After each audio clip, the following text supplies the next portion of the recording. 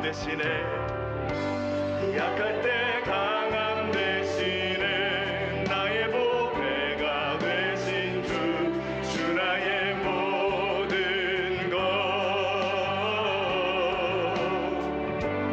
주 안에 있는 보물을 나는 포기할 수 없네 주 나의 모든 것 예수 어린 양. 자, 우리가 살아가는 날들 동안에 힘들 때가 있습니다.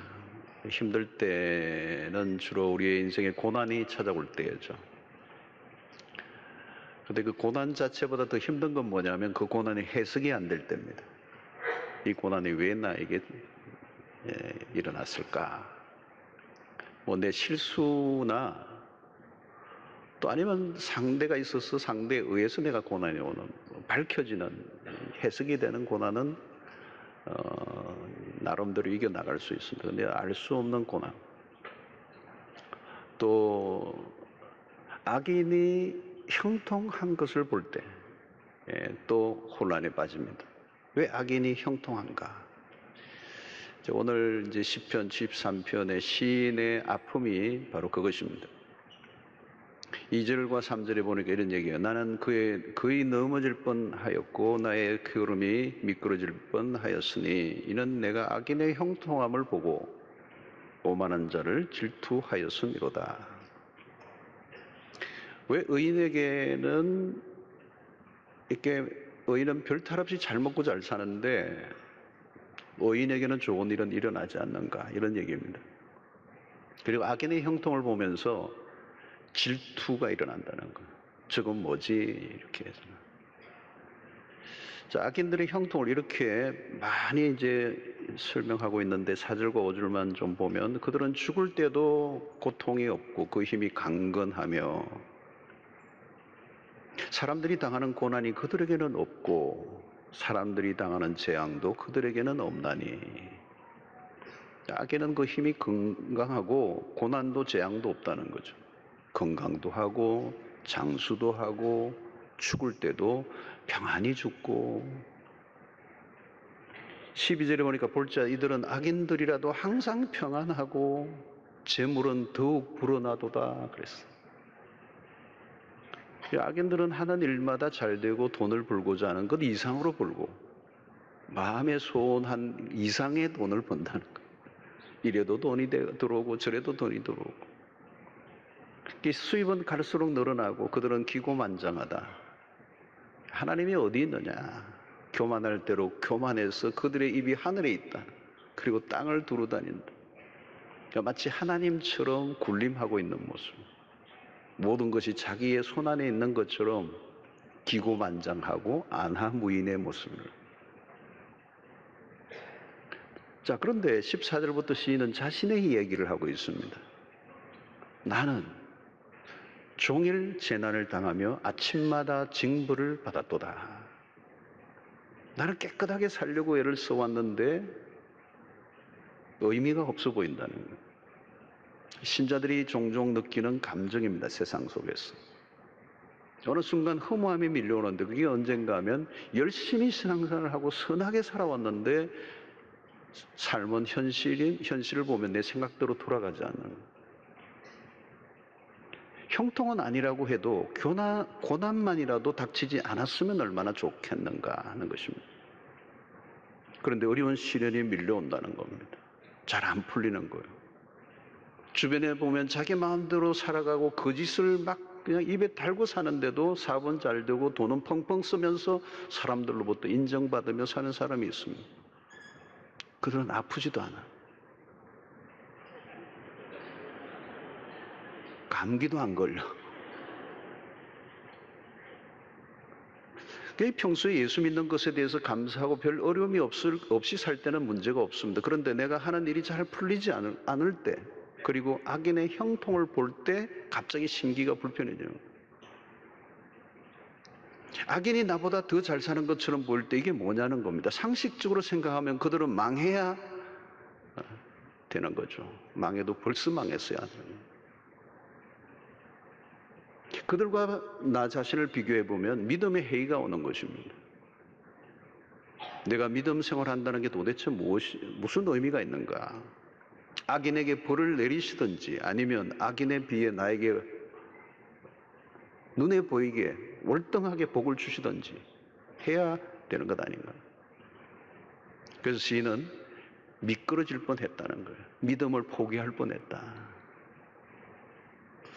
여기서 이 생각할 것은 이 시인이 악인들의 형통을 부러워하면서 과장법을 일종의 쓰고 있는데, 악인들이 모든 게 다 잘 된다는 얘기는 아니에요. 일종의 과장법입니다. 시기 때문에. 그러나 겉으로는 표현하지 않지만 신자의 내면 세계가 드러나고 있습니다. 신자로서 겉으로는 표현하지 않지만 은근히 악인의 형통을 부러워하고 자신의 어려운 현실을 한탄할 때가 있다는 겁니다. 난 신앙생활을 하면서 살아왔는데 왜 삶이 이렇게 풀리지 않지? 기도한다는 게 무슨 의미가 있는가? 여러분, 이게 해석이 잘 안 되면요, 영적 생활이 탄력이 안 붙어요. 무기력해지는 겁니다. 끈끈이 내 내면 안에 원망과 불평이 일어나는 것입니다. 난 신앙생활을 한다고 해왔는데 왜 나는 이 모양인가? 철야기도 새벽기도 다니면서 울고 불고 크리넥스 티슈만 해도 몇 박스가 날아갔는데 시련은 멈추지 않고 고통은 계속될 때 신앙이 흔들리는 것. 내 기도가 부족한 것인가? 내 믿음이 부족한 것인가? 나의 정성이, 헌신이 부족한 것인가? 나는 할 만큼 했다고 생각하는데 하나님은 나에게 그렇게 대우하시지 않는 이유는 뭘까? 이런 의문은 하박국 선지자나 믿음의 선지자들이 가졌던 질문이에요. 왜? 라는 질문을 오늘 우리도 하는 것입니다. 사랑하는 성도 여러분, 우리가 사는 세상은 본래 하나님이 의도하셨던 세상이 아닙니다. 아무리 일평생 복되게 편하게 살았다 할지라도 하나님이 본래 의도하셨던 세상을 살고 간 것은 아니에요.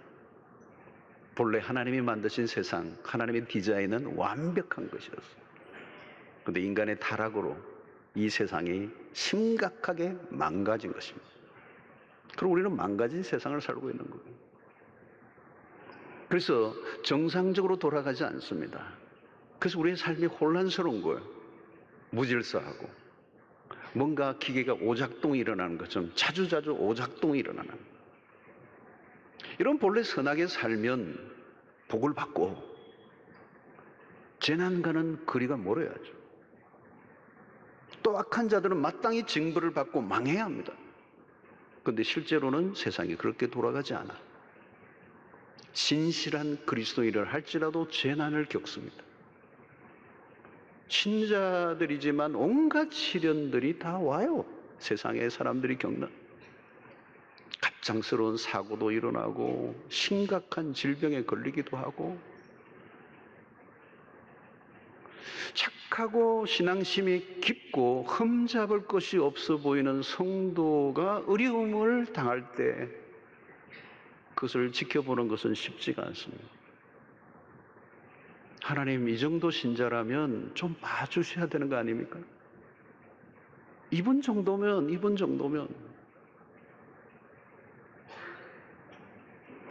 매주 저는 이제 우리 교육자들이 신방을 일주일 동안 하시고 신방 보고서를 저에게 이제 주일날 오후에 되면 다 이제 보냅니다. 주일날 계속해서 저녁까지 교육자들이 신방 갔다 오신 그 보고서를 제가 다 꼼꼼히 읽습니다. 자, 어떤 분은 정말 구체적으로 디테일하게 잘 적어서 제가 마치 신방을 간 것처럼 그렇게 보고를 해줘요. 그 보고서를 읽을 때마다 종종 드는 생각입니다. 교인이 많다 보니 별별 일도 다 일어납니다. 너무도 안타까운 일들이 일어나는 거예요. 하나님, 왜 이 가정에 이런 일이 일어나는 것입니까? 설명이 잘 안 되는 것, 답이 없는 것이. 여러분, 욥기서의 주제가 그거죠. 그 주제 중에 하나가 고통의 이유를 알지 못하는 것. 욥이 당하는 고통의 이유를 알지 못해. 그러니까 그 고통의 해석이 안 되니까 고통이 더 가혹해지는 것입니다. 재난을 당한 욥에게 그의 친구들은 고통 당할 만한 이유가 있다고 떠들죠. 까닭없이 고통을 당할 리가 있나? 이유가 있다. 회개해라. 제일 나쁜 사람들이 고난을 당하는 사람에게 더 그 불을 지르는 사람. 하나님이 징벌하실 때는 원인이 있다고 공격했습니다. 그러나 재난을 당했다고 큰 죄를 지었다는 등식은 맞지 않아요. 욥기서에서. 많은 사람들은 때로는 하나님은 그저 인간이 당하는 고통에 가만히 있는 분으로 오해하기도 합니다. 여러분, 이신론이라는 게 있습니다. 이신론자들이 있습니다. 이 이신론이 뭐냐 하면 하나님이라는 존재는 인정하지만 그렇다고 하나님이 인간의 역사에 개입하시는 분은 아니다. 그분이 세상을 창조하신 것은 맞지만 그 창조의 세계 안에 들어와서 구체적으로 활동하시지는 않는다. 이들은, 이신론자들은 하나님이라는 존재를 부정하지는 않지만 그렇다고 적극적으로 인정하지도 않습니다. 그 내면에는 하나님이라는 존재에 대한 의구심이 들어있는 것입니다. 신자들 가운데서도 어려움에 휩싸이면 그런 쪽으로 흐르는 분들이 계세요. 하나님이 계신다면 어떻게 이런 일이 나에게 일어날 수 있는가? 이때 욥의 아내가 그런 전형이죠. 욥의 아내는 욥에게 그러죠. 고난당하고 있는 그 남편을 향하여 하나님을 욕하고 죽으라. 여러분, 환난 속에 있을 때 마귀는 그 주변의 사람들을 이용해서 낙심과 절망에 빠져들게 만듭니다. 사단은 계속 불을 지르죠. 내가 믿는 하나님은 어디 있느냐? 내가 믿는 하나님이 있다면 그런 일이 일어날 수 있는가? 너가 믿는다는 게 도대체 무슨 의미가 있는가? 당장 믿음 생활을 그만둬라. 이 사탄이 부추기는 논리는 합리적으로 들려요. 이성적으로 맞아떨어져요. 여러분, 이성이 신이 된 세상은 고통이 찾아오면 무너지고 맙니다. 그래서 하나님을 떠나죠. 이성으로는 고통에 대한 합리적인 답을 얻을 수 없기 때문에. 자, 오늘 13절로 16절까지 반복된 단어를 보십시오. 13절에 보니까 내가 내 마음을, 내 손을, 1인칭 대명사가 3번 나와요. 14절에 나는, 15절에 내가, 16절에 내가, 내게. 이 짧은 몇 구절 안에 내가, 내, 나는. 시인은 자기 중심적인 생각에 빠져 있습니다. 여러분, 고난의 순간에는 자기 자신에게 몰두하기가 쉽습니다. 주변을 돌아볼 이유가 없어요. 고통이 너무 크니까. 고통이 너무 극심하면 이성도 흐려집니다. 고통으로 모든 게 채워지기 때문에 그렇습니다. 거대한 고통의 파도에 휩쓸려가죠. 시험은 언제 오는 것입니까? 왜곡된 시각에서 옵니다. 자기의 상황에만 몰두하면 균형 잡힌 시각을 가지기가 어려워요. 그래서 기도를 해도 자기 자신만 들여다봅니다. 기도 제목을 보면 온통 자기에게 집중되어 있습니다. 하나님 제발 나 좀 봐주세요. 나 죽어요. 나. 불공평해 보이는 하나님으로 인하여 절규합니다. 마틴 루터 목사는 인간 본성은 스스로에게 휘어지는 성향이 있다.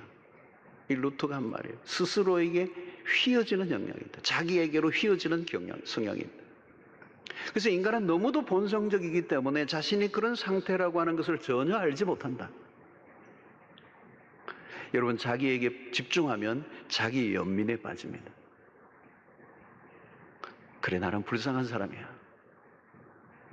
다 같이 고생한 사람이 어디 있겠어? 내 문제를 누가 알아주겠어? 억울해. 죽고 싶어. 뿐만 아니라 자연스럽게 비교의식에 빠집니다. 저 사람은 저런데 나는 뭐야? 저 악한 사람은 저렇게 잘 먹고 잘 사는데 나는 뭐야? 비교할수록 고통은 더 부풀어집니다. 시험을 이기려면 자기라는 세계에서 빠져나와야 합니다. 그때 객관적으로 볼 수 있습니다. 조금만 생각해 보면 악인이 잘되고 형통한 것이 결코 아닙니다. 그렇게 보일 뿐입니다. 악인은 일시적으로 잘되고 있는 것처럼 보일 뿐이에요. 우리도 마찬가지입니다. 지금 안 되는 것 같아 보이지만 그것조차도 일시적이에요. 시선을 돌려야 합니다. 나로부터 출발해서 하나님으로 바뀌어야, 다른 사람과 비교해서 벗어나 하나님을 바라보아야 하는 것입니다. 자, 시인은 마침내 17절부터 터닝, 이 전환점이 일어납니다. 다 불러줘요. 17절 보면 하나님의 성소에 들어갈 때야 그들의 종말을 내가 깨달았나이다 그랬어요. 여기 중요한 단어가 나오는데요, 깨달았나이다 라는 거예요. 내가 깨달았나이다. 이런 변화는 언제 오느냐? 깨달을 때 오는 것입니다. 깨달음이 와야 변화가 일어나는 거예요. 우리가 믿음은 들음에서라고 얘기하죠. 들음으로 믿음이 생기는 거예요. 그러나 듣는다고 다 믿음이 생기는 게 아닙니다. 들을 때 깨달음이라는 작용이 일어나야 믿음이 생기는 거예요. 그러니까 여러분, 깨달음이라는 건 뭘까요? 여러분, 이해하는 것과 달라요. 머리로. 이 뇌의 작용이 아닙니다. 머리로 understand, 이해하는 지식적인 것으로 깨달음을 말하지 않아요. 깨달음은 머리에서 가슴으로 내려오는 것입니다. 가슴에서 끝나는 게 아니라 머리끝부터 발끝까지 내 삶을 사로잡는 단계가 오는 거예요. 이 깨달음이 올 때 변화가 일어나고 믿음이 생기는 것입니다. 자, 그런데 이 깨달음에 관해서 시인은 굉장히 강한 표현을 써요. 22절에 보면 내가 이같이 우매무지함으로, 다시 말하면 깨닫지 못함으로 주 앞에 짐승이오니.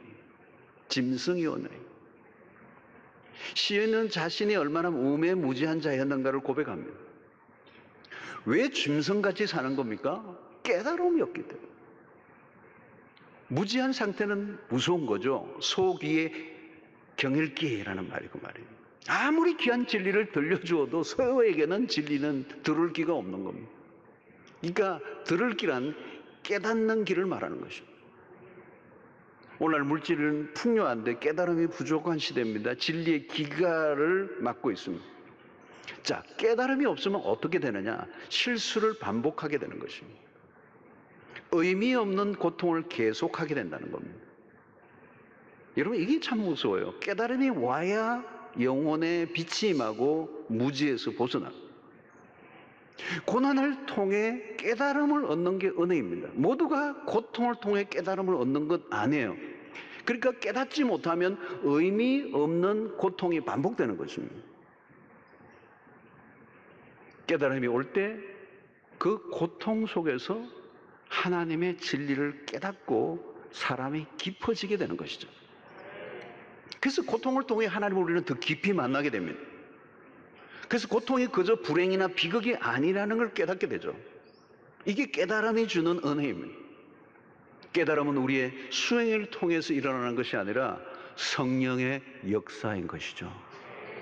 오늘 그런 깨달음이 설교 시간에 일어나게 되기를 축원합니다. 자, 언제 이런 깨달음이 일어났는가? 오늘 17절 앞부분에 뭐라고 해놨습니까, 여러분? 성소에 들어갈 때야 그랬어요. 여러분, 성소는 어떤 곳입니까? 하나님이 그의 백성을 만나주시는 곳입니다. 성소는 하나님과 대면하는 곳입니다. 하나님을 만나야 답을 얻죠. 대개 인간은 고통이 깊어지면 하나님을 버립니다.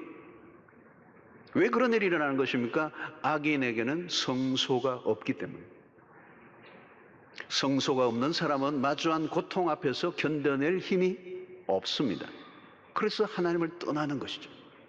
반드시 성소가 필요합니다. 성소에 들어가면 눈이 열리고 이전에 못 보던 것이 보이기 시작하고 모든 것은 자연스럽게 정리가 되는 것입니다. 더 이상 실족하거나 고통을 통하여 불평하지 않습니다. 성소에서 하나님을 만나면 의심의 구름이 그쳐지는 것이죠. 그것이 욥기서와 요셉의 스토리에서도 우리가 만나게 됩니다. 욥도 처음에는 혼란에 빠지기 시작하죠. 그러나 하나님을 만나게 됩니다. 그래서 전에는 귀로만 들었는데 이제는 눈으로 배움나이다. 이런 역사가 일어나며 그의 고통은 해석되기 시작합니다. 그래서 그 말 많던 사람들도 다 사라지고 욥도 침묵하며 하나님을 대면하게 되죠. 요셉도 고난의 풀무불 속에 들어가서 환난과 시련을 겪었지만 그건 하나님을 만남으로 인하여 그의 고난을 재해석하면서 고통에서 빠져나오기 시작합니다. 어디에서 일어나는 거죠? 성소에서 하나님을 만날 때. 사랑하는 성도 여러분, 성소에서 하나님을 만나면 의심에서 벗어나고 마음의 평안을 얻게 되는 것입니다. 이 성소에서 내가 깨달았나이다. 시인은 드디어 정신을 차립니다. 23절에 보니까 내가 항상 주와 함께하니 주께서 내 오른손을 붙드셨나이다. 24절에 주의 교훈으로 나를 인도하시고 후에는 영광으로 나를 영접하시리니. 조금 전까지만 해도 악인이 형통하도록 내버려 두시고 의인을 멸시한다고 했습니다. 근데 이제는 달라졌어요. 하나님이 자신을 버리지 않고 영접하실 것이라는 것을 믿었습니다. 놀라운 고백입니다. 시인은 미래에 주어질 영광을 바라보고 있죠. 25절에 보니까 하늘에서는 주 외에 누가 내게 있으리요 땅에서는 주밖에 내가 사모할 리 없나이다. 그래서 그런 고통의 현실에서 하나님에게로 시선을 옮기고 있습니다. 26절에 보니까 내 육체와 마음은 쇠약하나 하나님은 내 마음의 반석이시요 영원한 분깃이시니라.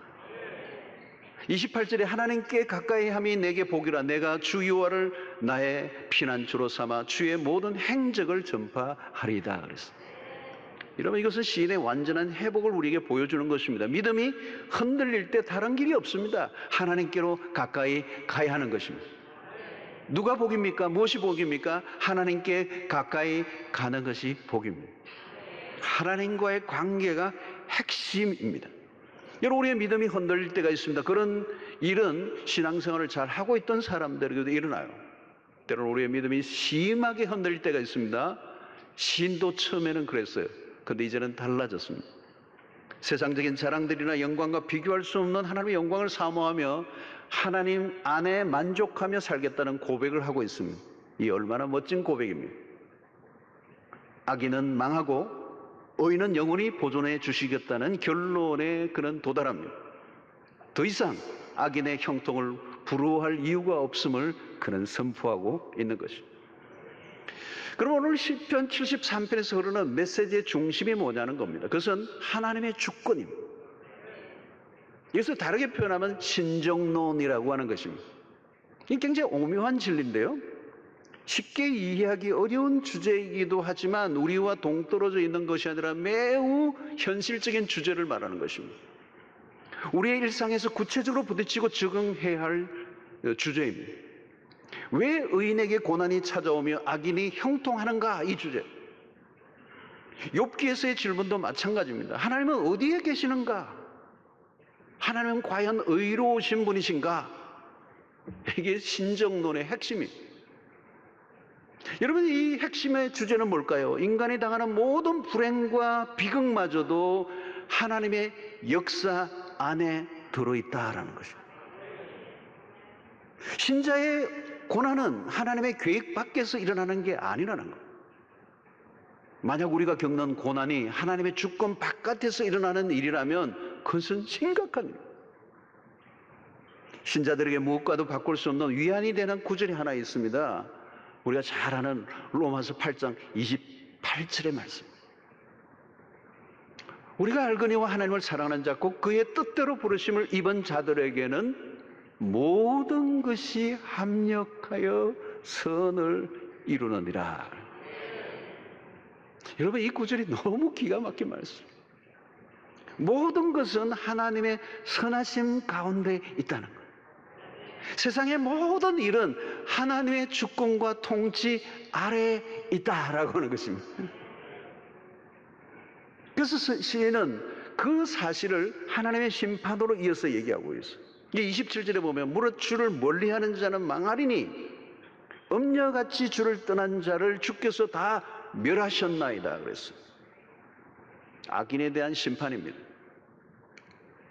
악인의 형통을 부러워하고 시험에 들지 말라는 것.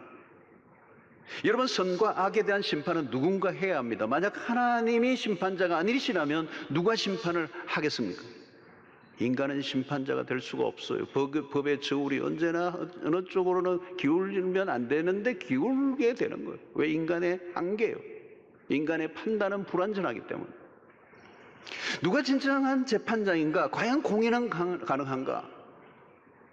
여러분, 우리의 현실 속에서 벌어지는 일들을 보면 이해가 안 되는 일들이 너무 많고, 억울한 일들도 너무 많고, 불공평한 일들도 너무 많고, 세상이 거꾸로 돌아가는 것 같을 때가 너무 많아요. 어떤 사람은 너무 그냥 억울해서 한이 맺히고 그냥 화병에 걸리는 분들이 계세요.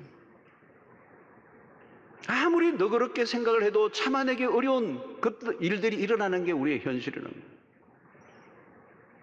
여기에서 우리가 확실하게 붙들어야 되는 것은 뭘까요? 마지막 날의 심판입니다. 하나님의 심판은 아무도 막을 수가 없습니다. 심판주로서의 하나님을 확실하게 믿는다면 우리의 마음에 평안을 얻을 수가 있어요. 여러분, 내가 어떤 피해를 입어도 복수를 하려고 애를 쓰지 마세요. 복수하다 보면요, 손에 피를 묻혀. 싸우다 보면 지능타에 같이 들어가야 돼요. 하나님이 심판주라는 사실을 믿으셔야 돼요. 악은 반드시 패배한다는 사실을. 악인을 보십시오. 그들은 자신이 놓은 덫에 스스로 걸려 넘어져요. 왜 악인은 그대로 두시는지, 왜 무고한 이들에게 고통이 계속 닥치도록 내버려 두시는지 우리는 다 알지 못해요. 확실한 것은 하나님이 공정한 심판을 하실 날이 온다는 것을 믿는 것입니다. 그것을 믿으면 위로가 밀려오는 거죠. 악을 허락하신 하나님의 의도는 다 알지 못하지만 분명한 것은 심판하시는 하나님이시라. 하나님은 공의로우신 분이십니다. 공평하신 분이십니다. 악은 결코 성공을 거둘 수 없다는 것입니다. 우리가 보기에는 세상이 그냥 굴러가는 것처럼 보여도 그렇지 않습니다. 하나님이 창조하신 세상은 기본적으로 하나님이 정하신 질서와 틀 안에서 돌아가고 있습니다. 우리가 원하는 대로 돌아가지 않을 뿐이지 악인들에 의해서 돌아가는 건 또 아니에요. 하나님의 심판은 악인을 처벌하시는 것만을 말하지 않습니다. 하나님의 심판은 완전한 것입니다. 예를 들어서 세상에서 심판을 할 때 어떤 살인자에 대해서 처벌을 한다고 해서 그에게 형을 무기징역, 살인, 뭐죠? 무기징역 다음에 뭡니까? 사형이 생각이 안 나요. 요즘 우리나라 이 사형 가지고 지금 논란이 돼 있는데, 사형을 한들, 심판을 한들 죽은 자를 어떻게 살려내겠어? 근데 하나님의 심판은 달라요. 망가진 것들의 완전한 회복, 만물을 새롭게 하시는 하나님은 심판을 통해 하나님의 백성들의 눈에 눈물을 씻어주신다는 거예요. 우리가 잊어버린 것들까지라도 다 찾아내셔서 보상을 충분히 내려주시는 하나님. 그게 하나님의 심판이라는 말이죠. 그러므로 성도가 가져야 할 기대는 뭡니까? 현재보다 미래가 더 보장된 삶이라는 거예요. 고난을 통과하고 난 다음에 주어질 영광은 더 큰 것입니다. 지금 여기에서 모든 답을 얻으려고 하지 말라는 거예요. 어떤 데는 억울하기도 하고, 어떤 데는 손해를 보기도 하고, 어떤 데는 너무 말도 안 되는 것들을 당하기고 끊임없이 당하기만 했지만 하나님은 카운트하고 계신다는 거. 여러분, 성도의 소망은 지금이 아니라 미래에 초점을 맞추고 있습니다. 고난 이후에 맞이하는 영광에 대한 벅찬 기대를 성도가 가져야 한다는 겁니다. 그래서 여러분, 로마서 8장 18절을 보면 너무 놀라운 말씀. 생각하건대. 앞부분에 로마서 8장 28절에서는 우리가 알거니와 그랬는데, 오늘 8장 18절에서는 생각하건대. 현재의 고난은 장차 우리에게 나타날 영광과 비교할 수 없도다 그랬어요. 여기 영광이라는 단어와 고난이라는 단어가 나옵니다. 여러분, 현재의 고난과 장차 나타날 영광과 비교를 하고 있는데 비교가 안 된다는 겁니다. 여러분, 우리가 고난을 당하면 고난이 너무 커서 그 고난이 실제고 그 고난보다 더 큰 게 없어 보여요. 그러나 오늘 이 18절의 말씀을 보면 그 고난, 현재의 고난이 어떤 고난이든 그것이 장차 우리에게 나타날 영광과는 비교할 수 없다는 거예요. 옛날의 역본에는 좋게 비교할 수 없도다. 여기 영광이라는 단어를 사람들은 추상적으로 생각하는 경우가 많아요. 아니에요, 여러분. 추상적인 게 아니에요. 우리에게 구체적으로 다가올, 지금 내가 겪는 고난보다 더 구체적으로 우리에게 다가올, 이 장차 지금 겪고 있는 고난은 지나갈 것이지만 장차 우리에게 다가올 영광은 영원한 것이라는 거죠. 이 영광이라는 단어가 어떤 때는 너무도 와닿지 않기 때문에 애매모호한, 어떻게 우리가 일어날지 상상이 안 되니까 이것이 우리의 마음에 와닿지 않을 수가 있어요. 현재의 고난에서 영광으로 간다는 이 말이 아파트 한 25평에서 한 55평짜리로 옮기는 이 정도면 좀 감이 잡을 수 있는데, 제가 봤던 가장 그 극심한 가난 속에 있었던 나라 가운데 하나가, 제가 필리핀의 도시 빈민가 경험이 가장 처참한 광경을 내가 많이 봤어요. 아프리카보다 더 심각한 걸 봤어요. 그 난민도 아니고 완전한 빈민촌에 산다고 얘기하기 어려운, 그리고 너무도 지저분, 너무도 그냥 참혹한, 거기에 있는 사람에게 영국의 왕실을 설명해 주면 와닿지 않아요. 너무 다르기 때문에. 다른 세계, 전혀 상상할 수 없는 세계니까 아무리 설명해 줘도 와닿지 않을 수 있어요. 오늘 바울은 이 표현을 한 거, 생각한데 현재의 고난은 장차 우리에게 나타날 영광과 비교할 수 없도다라고. 성도 여러분, 비가 올 때 구름이 짙죠. 태양이 보이지 않습니다. 그러나 구름이 태양을 잠시는 가릴 수 있지만 계속 가릴 수는 없어요. 우리가 당하는 고통과 절망과 슬픔과 상실보다 훨씬 더 큰 영광이 다가오요. 분명한 것이 하나 있습니다. 영광이라는 단어 안에는 우리가 생각하고 상상하는 것보다 하나님이 준비해 놓으신 것이 훨씬 더 많다는 뜻이 담겨 있습니다. 우리가 세상에 당한 고통으로 끝이 결코 나지 않을 것이라는 약속이 영광이라는 단어 안에 있는 것입니다. 사랑하는 성도 여러분, 지금까지 우리가 경험했던 가장 감격적이고 아름다운 순간들이 있을 것입니다. 그러나 그 어떤 것이라도 하나님의 영광에 견줄 수가 없습니다. 너무도 아름다운 것을 목격하면 숨이 멎는다고 그러죠. 숨이 멎을 것 같아. 그런 아름다움을 목격해 보신 적이 계십니까?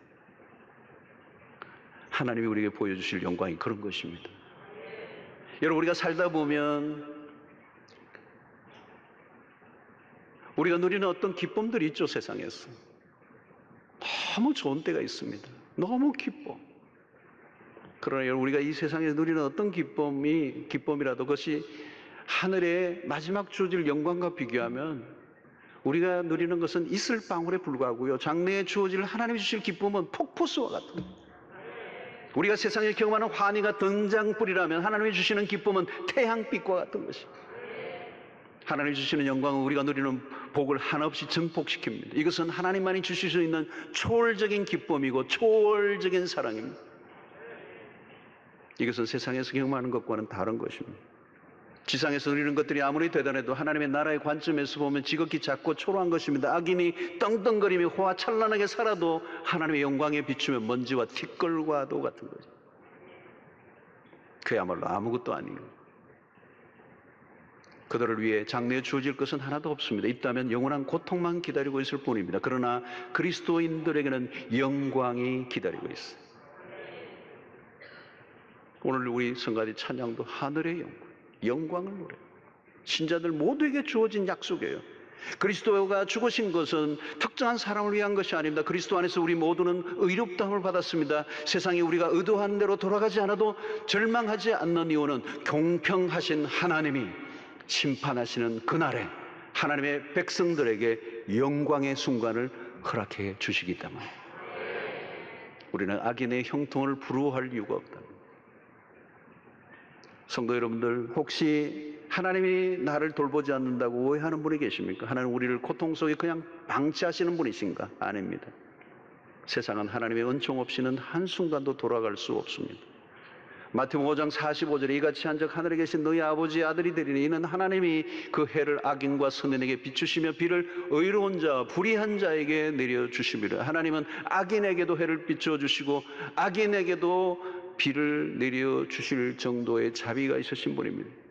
악인과 선인에게 베풀어 주시는 햇빛 정도가 아니에요. 하나님의 백성들에게 베푸실 은혜는 너무 큰 것입니다. 우리가 그것을 다 알게만 해도 우리의 모든 불안과 불평은 사라지게 될 것입니다. 세상에 돌아가는 것들로 인하여 시험에 들기도 하지만 하나님이 행하신 것들이 무엇인지를 우리가 분명히 안다면 우리는 낙심하지 않을 수 있습니다. 하나님 우리에게 행하신 일들이 무엇입니까? 가장 놀라운 것은 아들을 우리에게 내어주신 일입니다. 그리스도는 우리를 위해 깊은 고난 가운데 들어가셨습니다. 모든 악을 끝내기 위하여 스스로 고난을 받으셨습니다. 그리스도는 우리가 겪는 모든 종류의 고난을 다 겪으셨습니다. 하나님은 우리의 고통에 냉담하신 분으로 오해한다면 십자가 앞으로 가보셔야 합니다. 그리스도께서는 가난과 거절과 학대와 배신과 고통과 죽음까지 다 겪으셨습니다. 다른 종교에서는 상상도 할 수 없는 일. 그리스도는 우리의 고통 바깥에 계시면서 거짓된 위로로 우리를 속이시는 분이 아니세요. 그분은 창조자요 주권자이신 분이 고난의 한가운데로 들어오셨습니다. 우리의 이해를 넘어서는 일이죠. 하나님은 우리를 돌보지 않으시는 분이 아니십니다. 하나님이 우리를 사랑하시기에 바치신 헌신은 상상을 초월합니다. 고난과 상관없으신 분이 스스로 고난을 당하셨습니다. 자원하여 고난을 당하셨다면 우리가 당하는 고난도 부당하다고 결론 지을 수가 없어요. 그리스도가 당하신 고난은 우리가 온전히 이해하지 못합니다. 우리를 구원하러 오신 분이 우리의 손에 맞아 죽으셨어요. 십자가는 하나님이 상처를 입으신 사건입니다. 예수님은 정의를 실현하기 위해 칼을 빼드신 것이 아니라 십자가를 지셨습니다. 그리스도는 십자가 앞에서 무기력한 모습을 보이셨습니다. 하나님은 어리석어 보여요. 그렇습니다. 그러나 하나님의 어리석음은 인간의 지혜보다 낫습니다. 그리스도는 악인을 처단하지 않고 십자가에 친히 매달리셨습니다. 우리로서는 헤아릴 수 없고 이해할 수 없는 사랑을 흘려 넘치도록 부어주셨습니다. 우리가 할 일은 뭘까요, 여러분? 아들까지 내어주신 하나님을 전적으로 신뢰하는 것입니다. 삶이 힘들고 지쳐갈 때 우리를 일으켜 세워주는 강력한 한 줄기 빛은 바로 십자가입니다. 세상을 돌아보면 어둡습니다. 혼란스럽습니다. 이 땅을 살아가는 신자들 역시 신음소리가 여전히 깊습니다. 믿음으로 살지만 여전히 풀리지 않는 난제들이 있습니다. 질문을 해도 답이 없는 삶과 마주칠 때가 한두 번이 아닙니다. 낙심하기 쉬운 세상을 우리가 살고 있습니다. 하나님 왜 이런 시련을 나에게 주십니까? 도대체 하나님은 어디에 계십니까? 그러나 하나님의 대답은 언제나 동일합니다. 나는 언제나 너와 함께하고 있다. 임마누엘. 주께서는 우리의 안고 서는 것을 아십니다. 십자가를 바라보십시오. 하나님이 우리를 붙들고 계신다고 말씀하십니다. 우리의 고통의 바깥에 계시는 분이 아니라 우리의 고통의 한가운데 찾아오셔서 친히 우리의 고난을 위하여 십자가에 죽어주신 하나님의 아들 예수 그리스도의 십자가를 바라볼 때 하나님은 우리를 결코 놓치지 아니하시고 우리를 붙들어 우리를 승리케 해 주실 것이라는 약속을 우리는 십자가를 통하여 배우게 되는 것입니다. 사랑하는 성도 여러분, 믿음의 길에서 넘어지지 않게 되기를 바랍니다. 누구나 한때는 흔들릴 수 있습니다. 그것은 자연스러운 일이에요. 욥도 어느 순간 불만이 터져 나왔습니다. 그러나 하나님과 대면하면서 그는 완전히 달라집니다. 진노르는 고난의 상황 속에서 벗어나는 길은 바로 하나님을 바로 아는 것입니다. 하나님이 어떤 분이신지를 알아가는 것만큼 우리는 더 점점 커져가게 되죠. 고통을 겪으면서 우리가 하나님의 사람으로 커가게 되는 것입니다. 오늘 현실에서 당하는 문제들 앞에 아무리 끙끙대어도 답을 찾을 수 없습니다. 그러나 하나님을 알면 빛을 찾습니다. 고통에서 빠져나오게 되는 것입니다. 환난 가운데서 절구할 수 있는 것입니다. 하나님의 사랑의 깊이를 알면 현실의 고난의 파도에 떠밀려 가지 않을 수가 있습니다. 오히려 더 견고한 닷을 내리고 살아갈 수 있는 것입니다. 사랑하는 성도 여러분, 하나님은 선하시고 공의로우신 심판주이십니다. 믿음의 길을 계속 걸어갈 수 있게 되기를 축원합니다. 십자가를 바라보시기를 바랍니다. 비록 지금 고통과 시련 속에 있어도 낙심하거나 절망하지 마시기를 바랍니다. 아니, 절망한다 할지라도 하나님은 우리를 놓치지 않으실 것입니다. 하나님은 언제나 하나님이십니다. 그것이 우리의 소망의 근거인 것이죠. 세상의 모든 것은 다 지나갈 것입니다. 어떻게 보면 고난이 너무 길고 끝이 날 것 같아 보이지 않아도 고난도 끝날 것입니다.